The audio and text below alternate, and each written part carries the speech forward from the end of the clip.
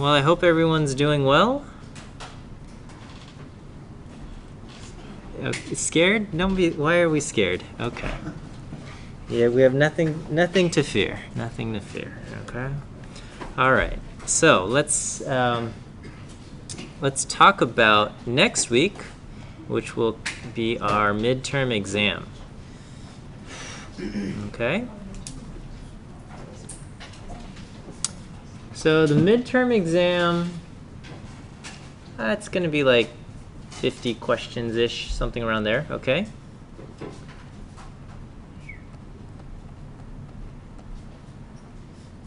About 50 questions, okay? I would say your best study guides will be the practice quizzes, okay?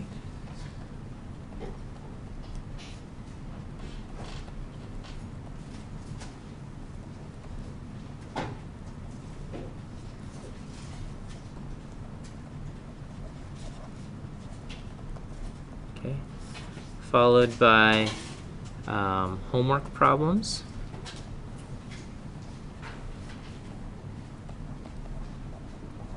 Okay, and it will cover material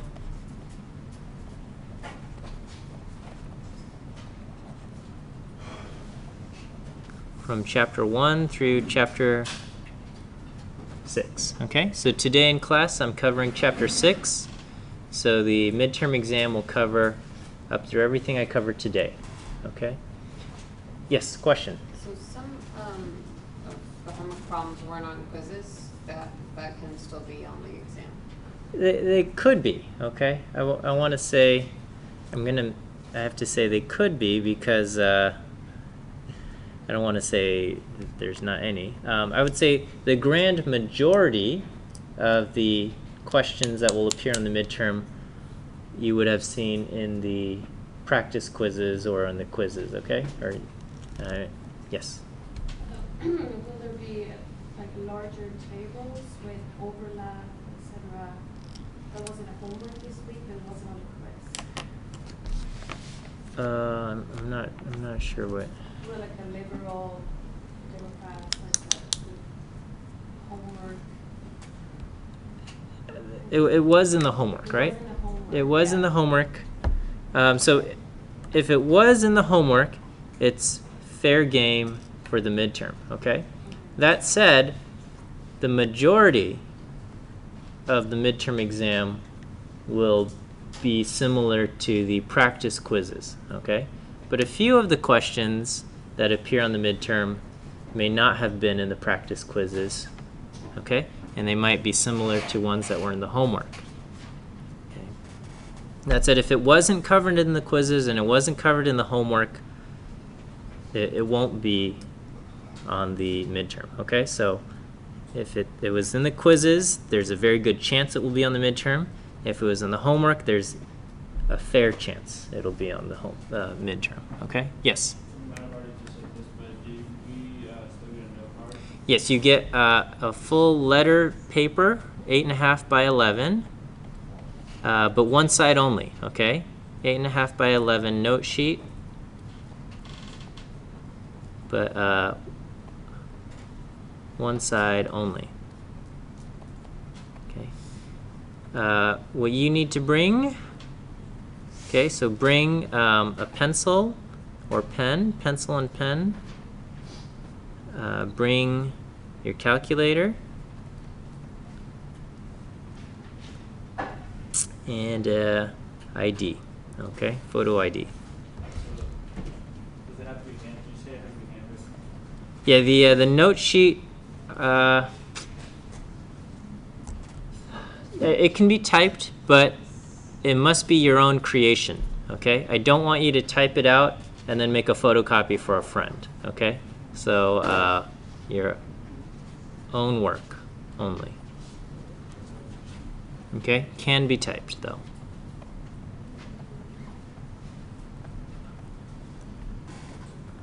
Okay, and make sure there's writing on one side only. I don't want to be the bad guy and have to confiscate note sheets, but in fairness, if you have writing on both sides, I have to do that, okay? So don't make me feel bad for doing my job, okay? Okay. Are there any questions? How much time do we get? You will have the full 3 hours, okay? Now, it will not take that long. Last quarter, the grand majority finished within 90 minutes, okay? And I was just sitting here. Yeah, I bring a book to read, but, you know, and I'll be wandering around to answer your questions and just kind of make sure everyone's looking at their own papers. But with that, you'll have 3 hours. It's scheduled for the full 3 hours, but after you're done, you can take off. That's that, okay? So chapter 6, I'm covering chapter 6 today.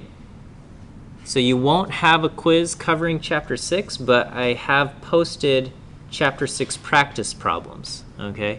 So that counts as kind of the practice quiz for chapter 6 as well.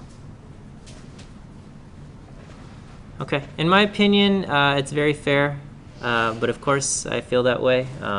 But you know, I feel like the quizzes have been very fair with, you know, the stuff I've given you guys to prepare and things like that. So I feel the same way about the midterm exam.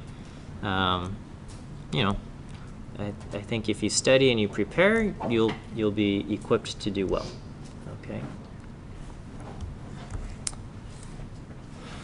All right. So today is the 21st of July. Okay. Well then, are we ready to go over chapter 6? Feeling good? All right. So let's talk about chapter 6, which is all about probability distributions, and in particular, we are learning about the normal distribution and the binomial distribution.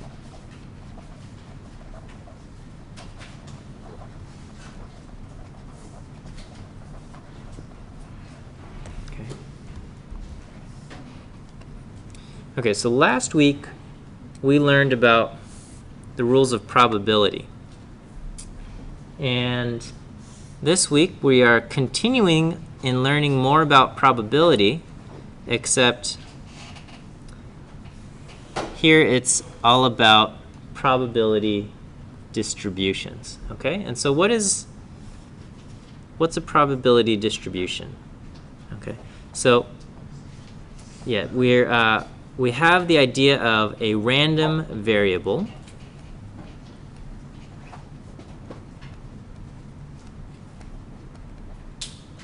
Okay. And the random variable is the outcome to a random event recorded as a number.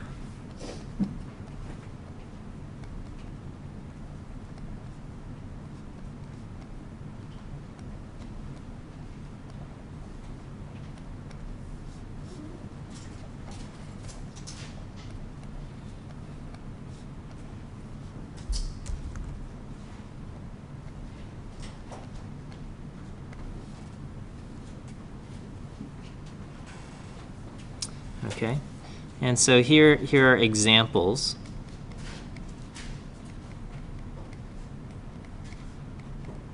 of random variables. Okay, so one could be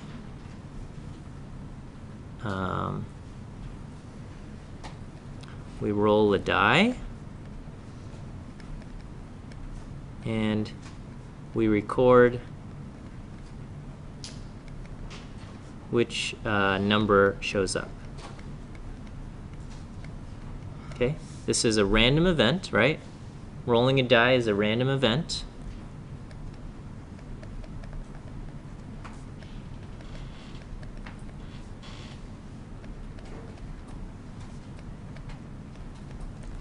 And the outcome is the number that shows up. And so that number that shows up is random.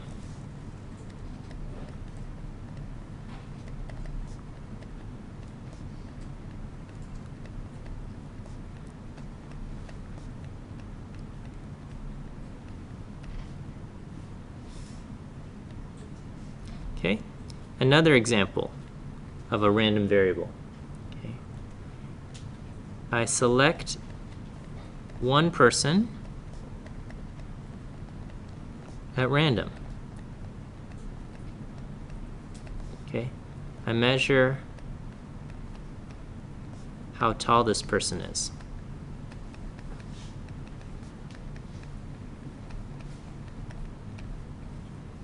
Okay, so that's a random variable.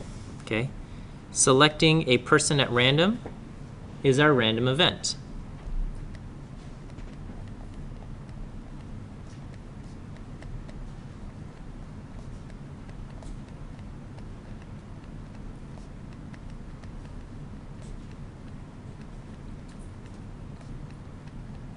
Okay, but what's the outcome? The outcome isn't the name of the person or the color of this person's hair. The outcome is how tall this person is. Okay, and so the outcome is the height of the person, and that's a number.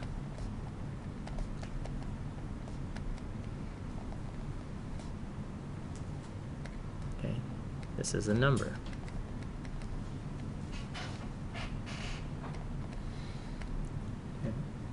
So lots of things can be random events as long as there's a random thing and the thing that we record is a number based on that random thing.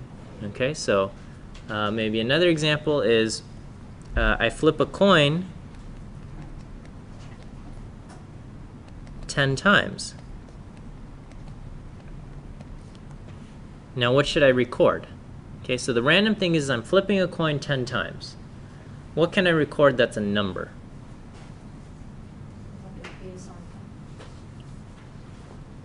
Probability. No. Heads or tails as even or odd numbers. So it's not whether we get heads or tails, but because I'm flipping it 10 times, yeah, Jean? Well, so the number of trials is going to be 10 every single time I do this, but it could be the number of times the coin lands on heads. Okay? So remember, we're trying to make the outcome that we record a number. So we're flipping a coin 10 times, and what we record how many times it landed on heads.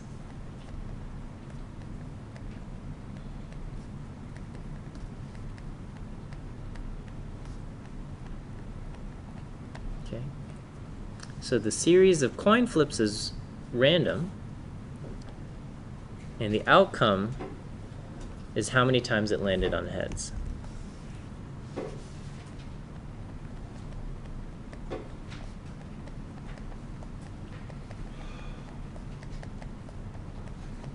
Can you restate in a different way why we're not recording the heads and tails? So it's because we need a number. So we start with, we're looking for either heads or tails, and then we record that number. Yeah, we're just trying to record one number for our thing. So, you know, we don't want to say the outcome of the 10 flips was heads, tails, tails, heads, heads, heads, tails, tails, heads, or something like that. Okay? We want to just say, oh, it landed heads 5 times, or it landed heads 6 times, something like that.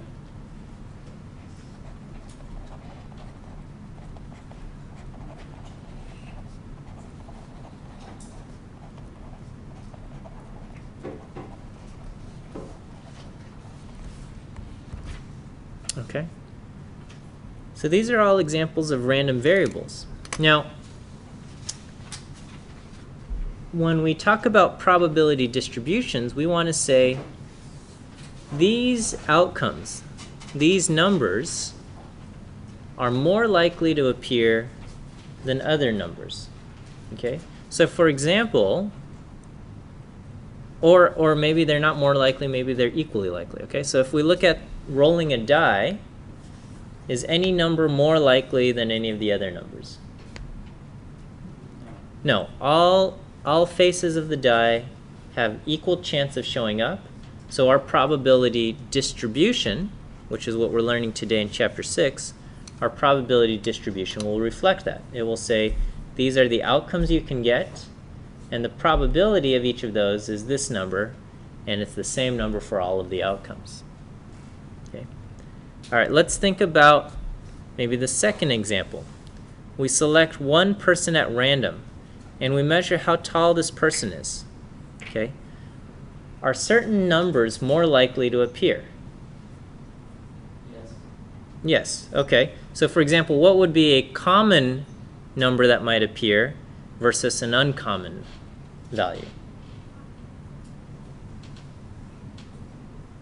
Yeah. 5. I'm sorry? 5.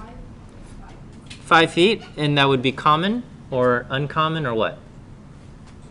5. It would be common, some variation of 5. Okay, so 60 inches. Well, let's just say we're measuring height in inches. So you're saying 60 inches would be fairly common, okay? In between, I'm saying like 60 inches, maybe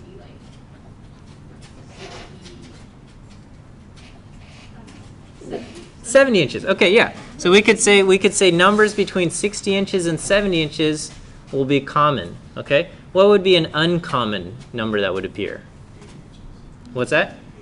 80 inches. Okay. 80 inches would be 6'8". Okay. 6'8". Are there people who are 6'8"? Yeah, there are people who are 6'8". Are they common? No. Okay? And so our probability distribution will reflect that. It will say numbers like 80 inches, uncommon. It will assign a low probability, a small number. A small probability will be associated with 80 because someone being 80 inches tall is uncommon. Whereas someone being 65 inches, which is around the average height for women, 64, 65 inches, that will be quite common, okay? And so you'll have a high value associated with that, okay? Does that make sense? All right, let's think about this third example. We flip a coin 10 times, and we're going to record how many times it lands heads, okay? So what do you think a common number will be? 6 out of 10? Yeah, okay. 5 out of 10, 6 out of 10, okay? Those will probably be common values, right? If we flip a coin 10 times, the probability that it lands 5 heads 5 times out of 10 is going to be pretty common, okay? What about getting 10 heads out of 10 coin flips? Uncommon. That will be uncommon, okay? And so our probability distribution will reflect that, okay? So our probability distribution tries to reflect which outcomes of the random variables are likely or have high probability, or what I've been saying are common, and which outcomes have low probability or are uncommon. Okay, so let's talk about this. So a probability distribution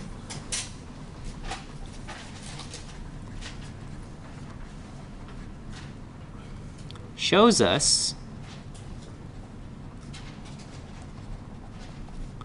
what values of the random variable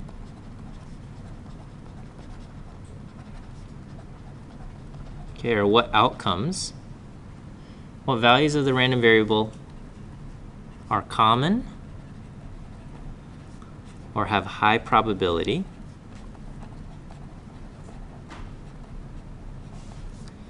and which ones are uncommon.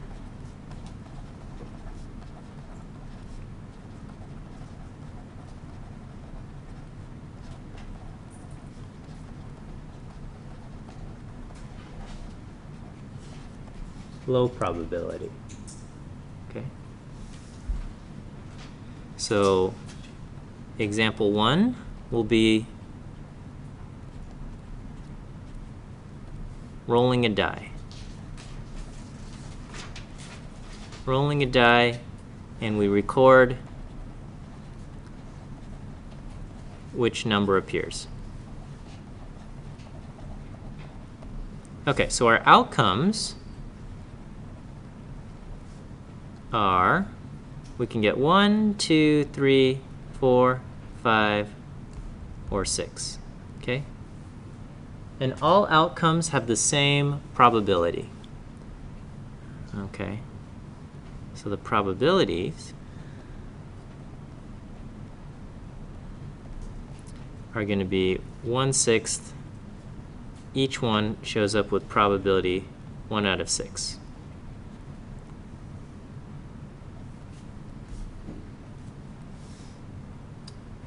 Okay. And so our probability distribution will be a graph that looks like this.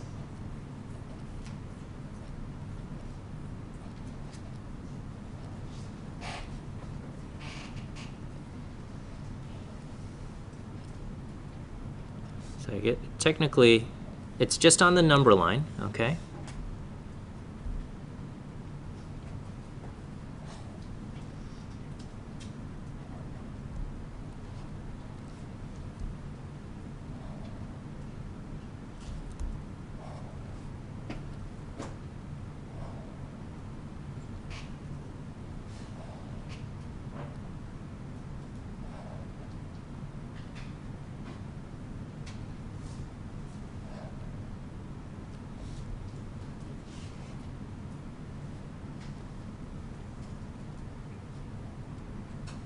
I don't know.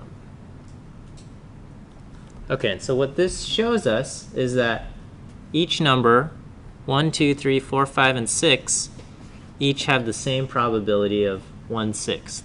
Okay? It also shows us that it's not possible to roll, say, a 1.5. When you roll a die, you can't get 1.5. When you roll a die, you can't get the number 7. Okay? So that's why everywhere else, there's no height to there. Okay? So this shows, so this graph shows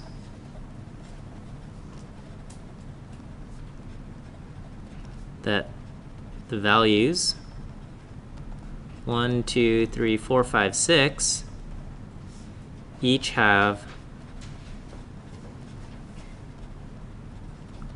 probability 1/6. Everywhere else has probability 0.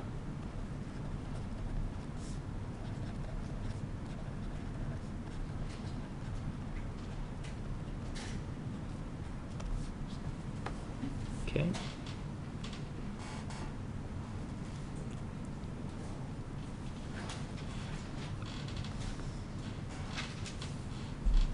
Is this okay with everybody?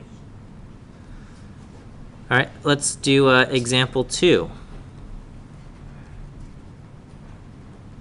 Okay, so we're going to do, we pick, let's just limit ourselves to one gender, okay, because it'll make it a little bit easier. So we're going to pick a woman at random.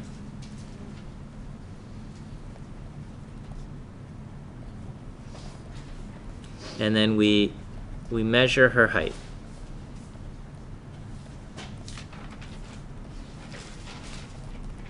Okay. And so in the United States, the average height for a woman, adult woman, is, do you guys know? 5'4". Yeah, around 5'4". Okay, 5'4", 5'5", something around there. Okay, so this is what. So this is not how you do a true probability distribution, but we're going to just kind of get the gist of a probability distribution through kind of, I don't know, with words, which I think is easier to understand. Okay, so, you know, we'll say the height, and we're just going to say high probability versus low probability versus medium probability, or something like that. Okay. Okay. So what's the probability of getting a woman who's between 5'4", and 5'5", 64 and 65 inches. The probability of that happening is high, right? Because these are common values for a adult woman's height in the United States. Okay, so high probability. Okay. Now, are there women who are 6 feet tall? Yes. Yes. Okay, so that would be something like 72 inches. We'll say 72 to 73 inches. But what's the probability of selecting a random woman who is 6 feet tall? It's a low probability, okay? There are women who are 6 feet tall, but there are not very many of them, and so the probability of randomly selecting a 6 foot tall woman is low, okay? Especially if you're picking at random. You know, if you go to a volleyball, you know, the U.S. volleyball team, they're probably all going to be very tall, okay? Or, you know, national basketball team or something like that, high probability. But and on the other hand, you know, are there women who are I don't know, 4.5 feet tall?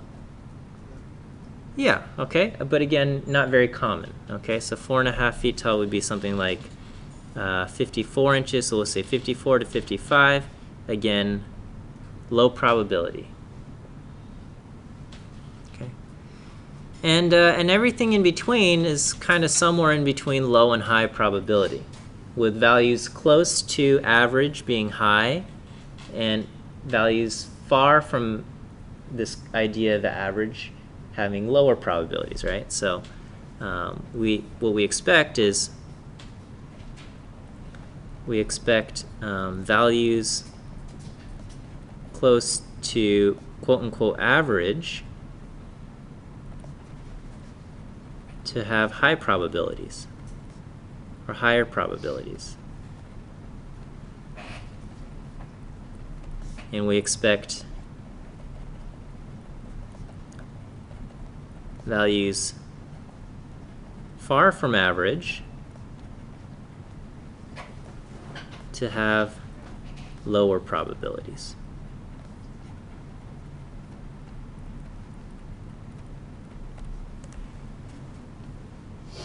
Okay.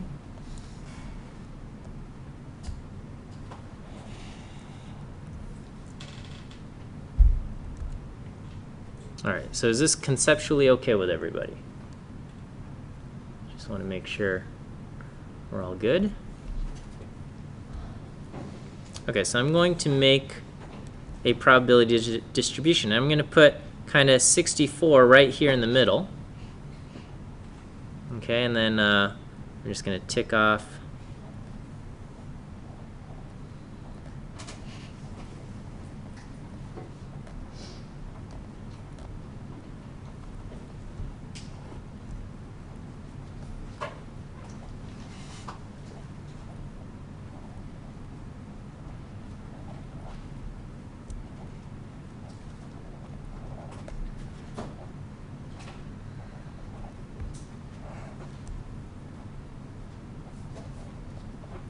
Okay, so what I'm going to do is, because 64 has high probability, I'm going to kind of draw a line up here, okay? Now, can somebody be 64.5 inches tall? Yeah, okay, and that's also going to be high probability. So unlike rolling a die where it was 1 and it was impossible to get 1.5, and then at 2, we're going to have a continuous line because anybody can be any of these heights here, okay? And so these middle values are very common, okay? But 72 we're expecting to be much less common, okay? And so I should end up somewhere down here, okay? And 54 I'm expecting to be very, also very uncommon, okay? So I'm kind of drawing like lines down here to indicate low probability, low probability, and everything in between we're gonna have to kind of fill in the gaps, okay? And so I'm starting off high probability up here, but then as I get further and further away from 64, the probability goes down. So my line of indicating the probability or the distribution looks kind of like this. And I kind of get this hill that shows, okay, whoops. So my picture is looking kind of crummy here, but does this kind of make sense? Indicating that these values, 64 and 65, are very common, high probabilities, but then as we get further and further away from that, the probability goes down. Okay, and so this indicates when it's way up here, it's high probability, and when it's way down here, low probability. Also low probability. So this is a very crude drawing of a probability distribution. Okay, and we kind of, we talked about the shapes of distributions and things like this. So how would we describe the shape of this distribution? Symmetric. Yeah, unimodal and symmetric, right? Okay, and so the same types of things that we use to describe data distributions, we're now using to describe probability distributions. Is that okay? All right, so I want to focus in on this idea of this unimodal and symmetric distribution. And the height of women is actually what we call a normal distribution. Okay, and so we're going to start talking about the normal distribution.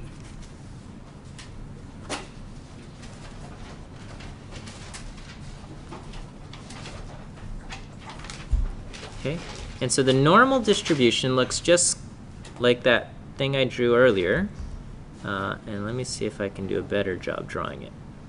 It looks something like this. Okay, so this is a probability distribution.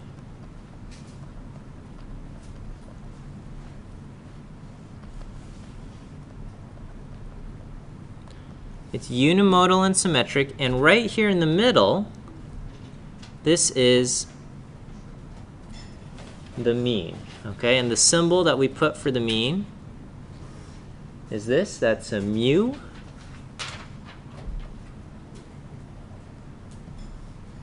Okay, this is the symbol. It looks like a U with a tail in the front. Okay, so it's kind of like the letter P and the letter U got married, and this is their offspring. Okay, but it's actually the predecessor to, well, I don't know about predecessor, but the letter M derives from mu. Okay, so anyway. And so what it's saying is that values at mu is the most common value, right? The probability associated with mu is very high. Mu has a high probability, okay? Values around mu have high probability. That's what we see here. Can we all see that? Values close to mu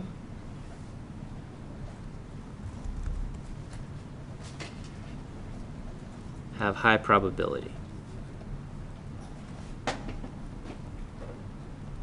Okay, and values far from mu, way out here, have low probability.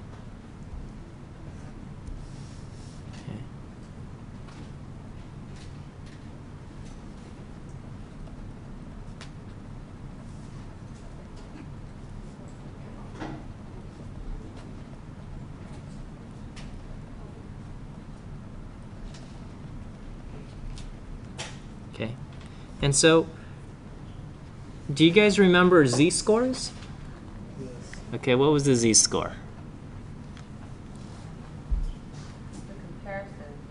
And not a comparison, it was the distance from the mean expressed in standard deviations, okay? And so that's how we're going to decide if values are close to mu or values are far away from mu, okay? Rather than just saying this thing is 6 inches away from the mean, if the mean is at 64 and somebody's 70 inches, we would say they are 6 inches away from the mean.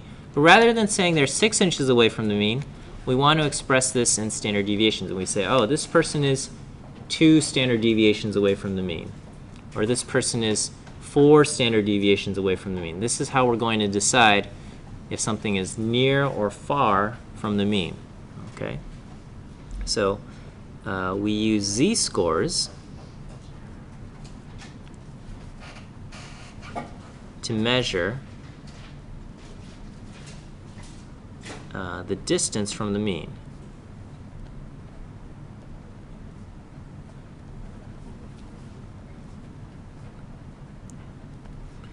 Now, this was covered in the book. I didn't cover it in lecture, but do you guys remember reading about the empirical rule in the book? Okay, and what did the empirical rule say? Okay, so now I'm covering it in lecture, okay? So the empirical rule said that when we're talking about 1 standard deviation away from the mean, okay, about how much of the data is within 1 standard deviation of the mean? Oh, it was like 60% or something. Yeah, we have about 68% of the data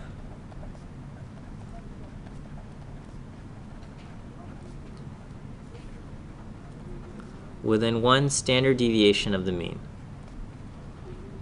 Okay? Or in other words, z-scores between what and what?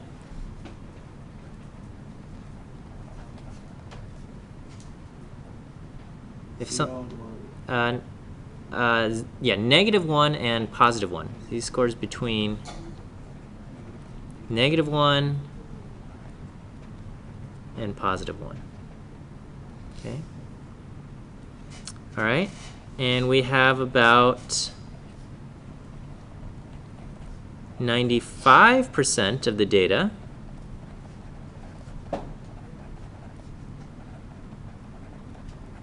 within 2 standard deviations of the mean, or z between what? -2 and +2.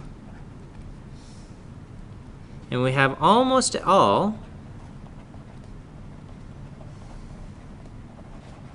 or 99.7% of data within 3 standard deviations of the mean.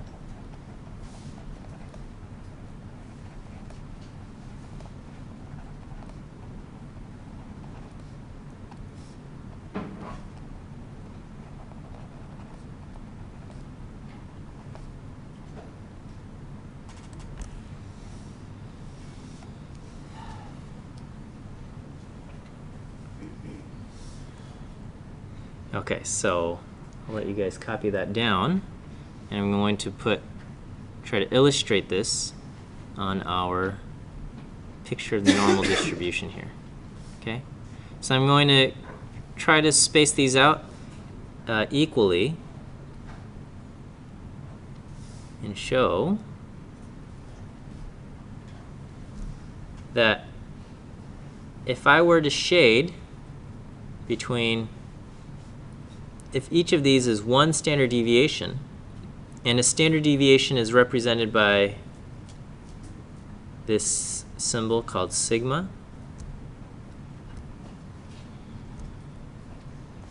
So if I go 1 standard deviation above and 1 standard deviation below, okay, so this is 1 standard deviation and this is 1 standard deviation, and I shade everything in between here and here, then the amount that I've shaded is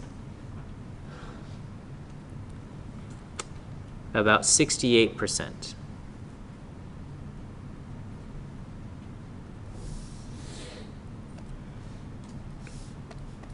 So from there to there, I have about 68%.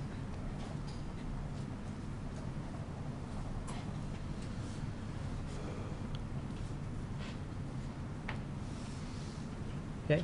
And then if I go from here to here, then I've shaded about 95%. That's the idea. Okay. This being 2 standard deviations here, I've got 95% shaded. Okay. And if I shade everything, then that would be 100%. Okay. Or if I go out 3 standard deviations, I would have almost everything. I have still a tiny bit left over, and that would be about 99.7%. Okay. So far, so good? Okay. So let's relate this back to the heights of women. Okay.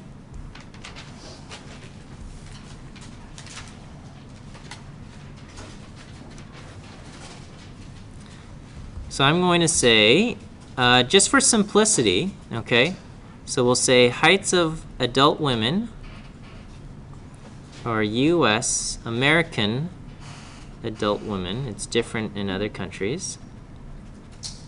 Follow normal distribution. The mean is 64. And the standard deviation is 3.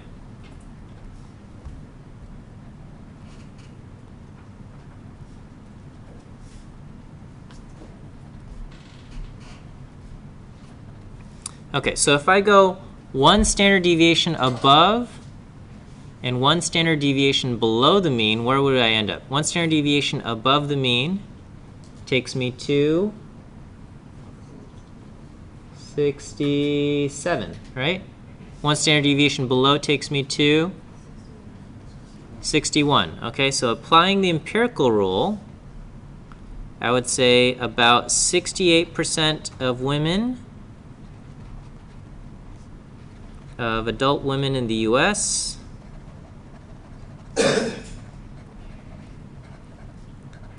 have heights between what and what? Between 61 inches, or 5'1", and 67 inches, and 5'7". Okay, and does that sound reasonable? About 2/3 of the women you've encountered in your adult life are between 5'1" and 5'7"-ish, something around there. Of course, people tend to hang out with people that are similar to themselves, and so, or you know, if you come from a tall family, you've probably encountered more tall people, and if you've come from a relatively short family, then the people you encounter probably are more likely to be short, things like that. But overall, across the United States, something around this holds true, okay?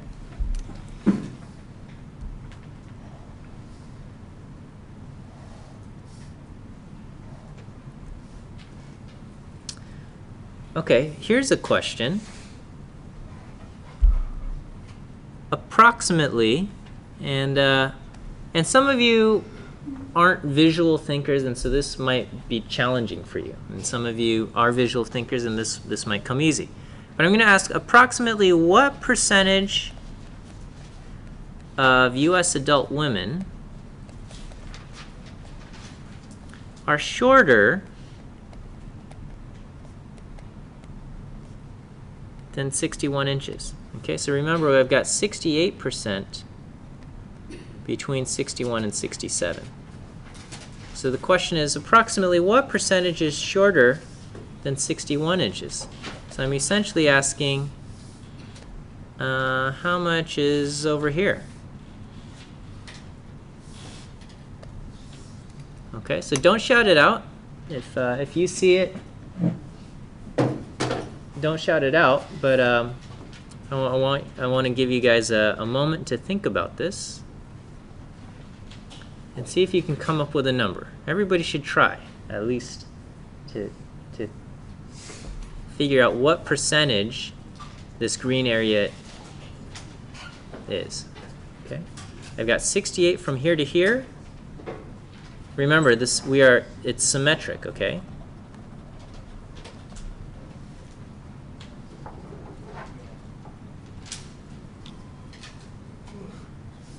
So can we think of how much is over here?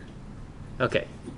All right, so what do we think is over there? 16. About 16%, okay? About 16%. Is that, can we see that?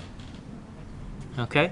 So if I shaded everything, what percentage is shaded? 100%, right? Okay. Now in this middle part, I've got 16%. I'm sorry, 68%. So if I've got 68% in the middle, how much is in the two green areas combined?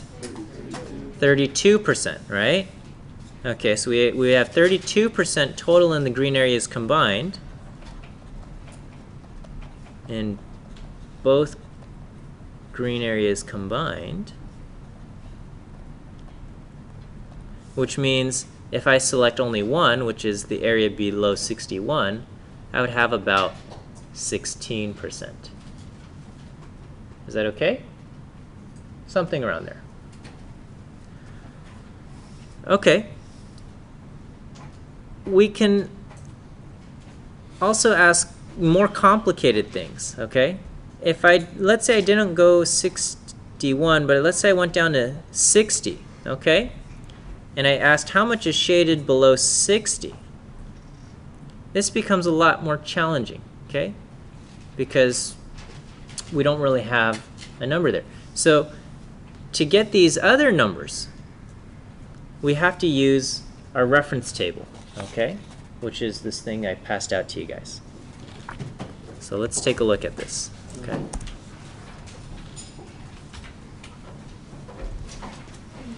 So I'm going to draw the same thing here. 64 and 61, and now I'm down to 60, okay? And I'm going to ask, what percentage of women are shorter than 60 inches? Okay, and we're assuming women's height. And I'm going to do shorthand, and this means follows the normal distribution 64 with mean 64 and standard deviation 3, okay? All this thing says is this is an abbreviated form of saying women's height follows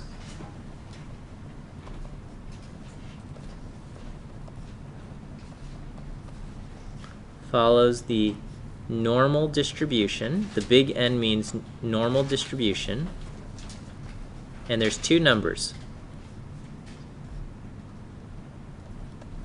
with mean equal to 64 and standard deviation equal to 3.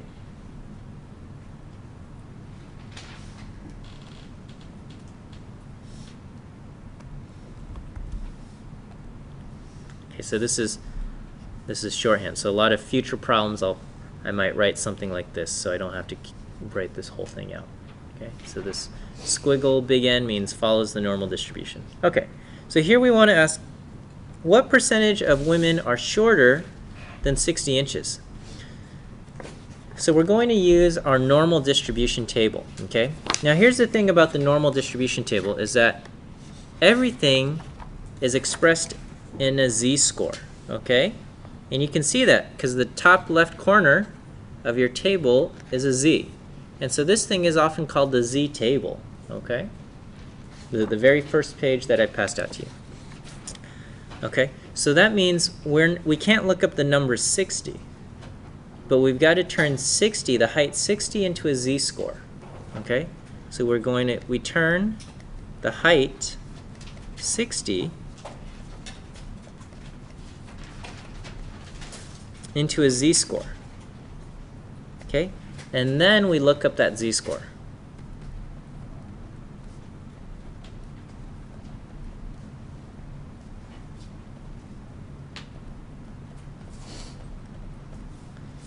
Okay, and because of limitations of our table, we're going to always round our z-score to 2 decimal places. Okay, so turn the height 60 into a z-score and round to 2 decimal places. Round z to 2 decimal places.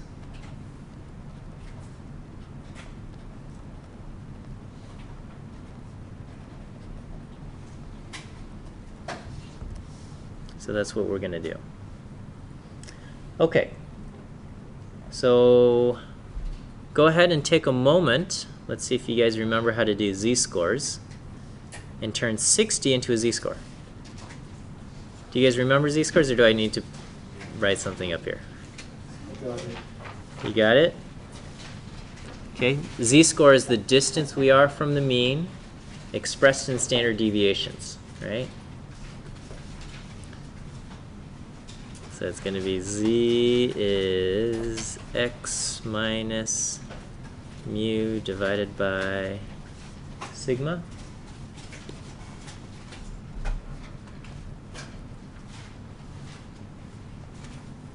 So what's my x?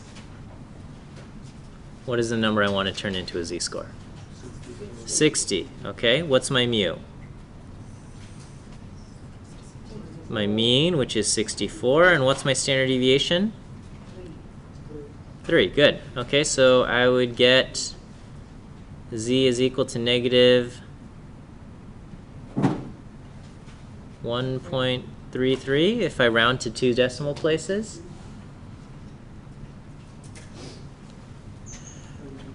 Are we following me? Yeah? Okay, good. Good. Anybody not following me? Okay, what are you? I'm sorry? What's x minus mu? So this row right over here, this is the formula for z-score. Z is equal to this thing, x minus mu over sigma. Okay? X is the number I want to turn into a z-score, in this case 60 inches. Mu is my mean, 64, and my standard deviation is 3. Okay, and so those values come from here and the problem, and so I plug all of this in and I get z equal to negative 1.33.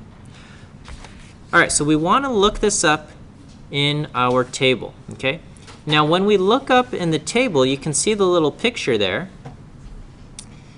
And what this is saying is that you look up this z-score, and what the table gives you is the amount that's shaded. If you draw a vertical line at z, it's the amount shaded to the left.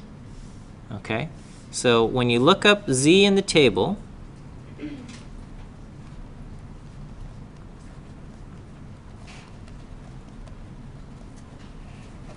okay, imagine drawing a vertical line at z.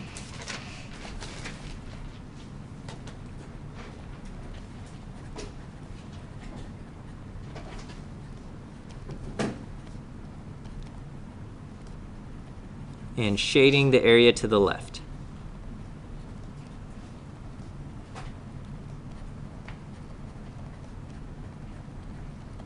Okay, and so in this case, it would be, I'm shading everything to the left of 60. That's what I'm doing, okay? And the table gives this area as a proportion. So the table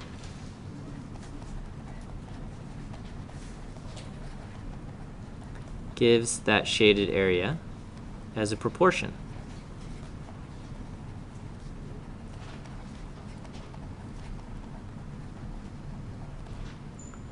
Okay. All right, so just a quick check of our understanding. Don't shout this out.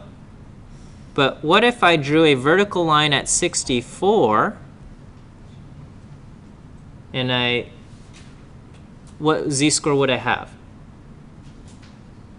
What would my z-score? So my mean is 64, and if I draw a line at 64, what is the z-score that I would have? So don't shout it out. Think of this. I want everybody to come up with a number in your head right now, just so you can make sure you understand. So or I'm going to tell you the answer, but just everybody needs to have a number in mind. If I'm drawing a vertical line at 64, what is the z-score of 64? That number is 0. Okay, do we all think of 0? Okay, and if I look up 0 in the z-table, and if the table gives me the area shaded to the left, don't look at the table yet, okay? If the table is going to give me the area shaded to the left of z equal to 0, what should the table tell me? Think of a number. I'm going to give you a hint. The number is going to be between 0 and 1, right? To the left? I thought it would be negative. Yeah, to the left, right? Okay, so what the table does is you're painting this, right? You're painting everything to the left of whatever you're looking up, okay? You're painting it, and you're asking, how much have I painted? Okay, so essentially, the question I'm asking here is, I'm doing this, and I'm kind of giving away the answer, I think. So if I draw a line at 0, that's my z-score right in the middle, and I paint everything to the left, what proportion have I painted? 50. Okay, yeah, so you guys can see that I've shaded 50%, or as a proportion, what is that number? 0.5. Okay, so if you look up z equal to 0, the table gives 0.5. Okay, so when I look up the number associated to 60, z equal to negative 1.33, is that number going to be more than 0.5 or less than 0.5? It's got to be less than 0.5, right? Okay, so let's go to our table and look up z equal to negative 1.33, okay? So when we do this, can you all see this? I gotta zoom out a little bit. Okay, I'm going to the row negative 1.3, but the number is 1.33, so I go to the column 0.03. So I'm basically 1.3 and the column 03. Right, this gives me the hundredths place, this gives me the tenths place. And the number that the table gives me is what? 0.0918. Okay, so z equal to negative 1.33 gives an area to the left of 0.0918.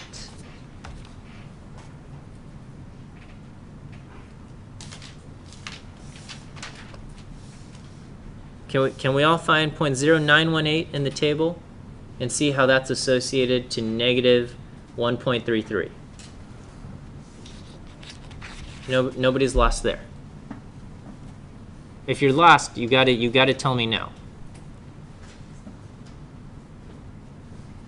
Okay, so z equal to negative 1.33 gives me 0.0918.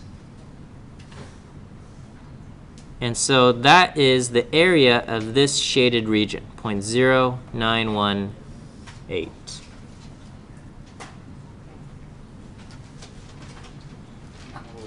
You're a little lost. Yeah. Okay, where are you getting lost? I think from where you're shading and then getting the z score and then coming here. Okay, so the z I'm getting is negative 1.33. Right. Okay, that's okay. Yes. Well, okay, let's just say you've done the math. We get z equal to negative 1.33. I'm going to look up negative 1.33 in the table. Okay, so look at your table. And what I want to do is basically I'm going to break up the number, negative 1.33, into two parts. The tenths part and the hundredths part. Okay? So I have a negative 1.3, and then the last digit, the second digit is a 3. Okay? So this part, the first digit after the decimal, this corresponds to the row, and the other part goes to the column when you go to the table. Okay, so we're going to go to the row negative 1.3 and the column for 3, okay, or 03. Okay, and so I go to that, I go to the row negative 1.3 and the column 0.03, and I get 0.0918. Okay, can you find that? That helps you. Okay, so let's do that. All right, so let's try another example here. Just make sure that we got this, and then we'll take a short break.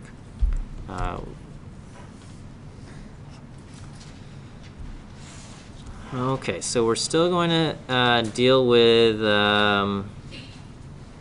okay, let's do men's height. Men's height, USA.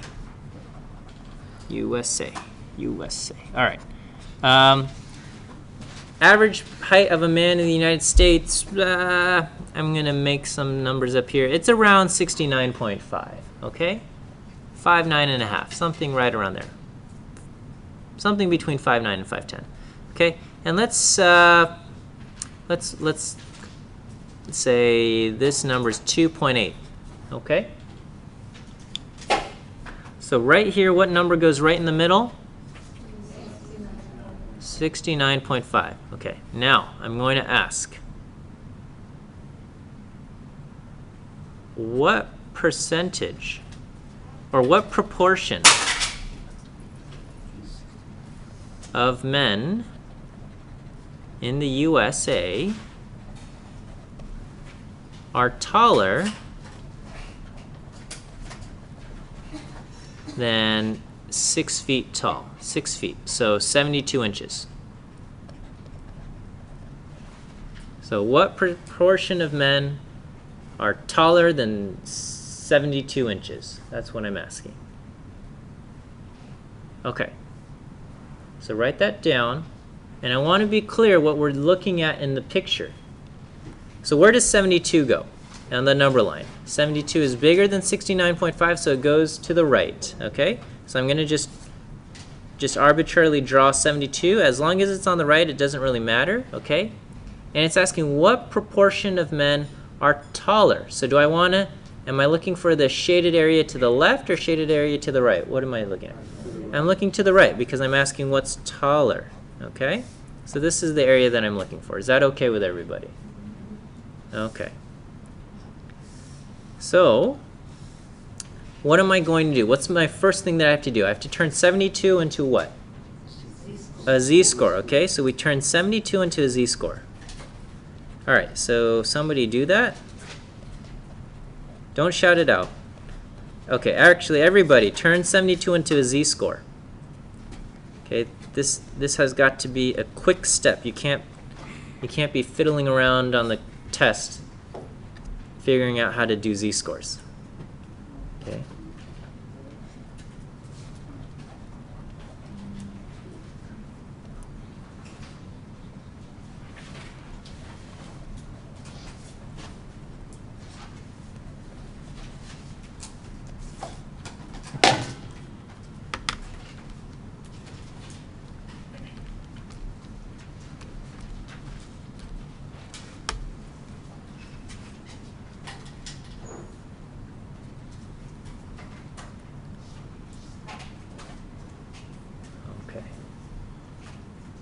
So I tried to take my sweet time getting a z-score, but I want to make sure we all got the same. Do we all get 0.86 for our z-score? Did I mess up? No. 0.89, did I mess up? I probably did. Okay, my apologies. 0.89, you are right. See it? Okay. 0. Doesn't matter what you subtract first. Is that right? Okay, so because it's a fraction, you figure out the numerator and then you figure out the denominator, okay? So the numerator is positive 2.5 and the denominator is 2.8. Okay, so I get 0.89. Okay? All right. And now what do? I look up this z-score in the z table. Okay, look up z equal to 0.89 in the table. All right? So everybody go to your table and find the area associated with z equal to 0.89. Okay, and don't shout it out, but write that number down.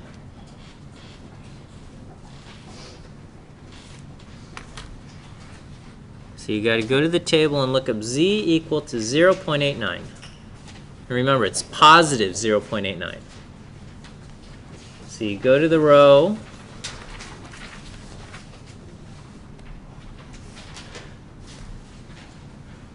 This is your row, and this is your column.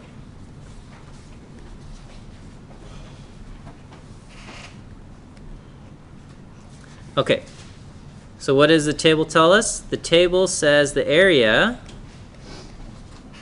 to the left is, what is it? 0.8133. Area to the left. Area to the left. The table always gives the area to the left, right? You look at the picture, okay? The shaded area is always to the left, okay? And we look at 0.8 and we go to the column 9, 0.8133. Is that what we want in our picture? No, right? This area to the left is 0.8133. So what is the shaded area over here? Okay. If I shade everything, the total proportion that I've shaded is what? 100%, or what does that equal to in a number? 1, right? Okay, so everything has to add up to 1. So what do I have to have over here? This plus this equals 1, or this is the shaded area. Shaded area to the right is going to be 1 minus 0.8133, 0.1867. 0.1867. Okay? Yes? I did it myself. I mean, the number I got for negative 0.8 it's that number already. Yeah. Okay, yes. So I will answer that.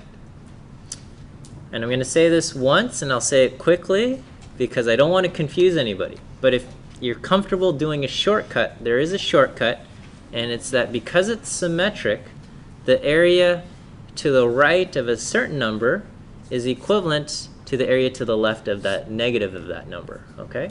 So the area to the right of z equal to 0.89 is equivalent to the area to the left of z equal to negative 0.89, okay? Now some of you get that I just said that, and it makes sense, and you can do that in your head, and you're fine. If it didn't make any sense or you're confused by what I said, don't worry about it. You follow this method, and you do 1 minus 0.8133 to get the area to the right. This will not lead you astray, okay? You don't get any bonus points for using a shortcut, okay? If you get the right answer, it's the right answer. Whether you took a shortcut to get there or you didn't, it's fine. So if you don't understand the shortcut, don't worry about it, okay? All right, is this okay? So the answer, what proportion of men in the USA are taller than 72 inches? That answer is 0.1867. So about 19% of men, about 1 in 5 men in the US are taller than 6 feet tall. That's what this says. So the ones, because we went to the left, the 1 minus whatever is that? Because our shaded area here is the area to the right. That's what we're going for. Okay, let's take a break here.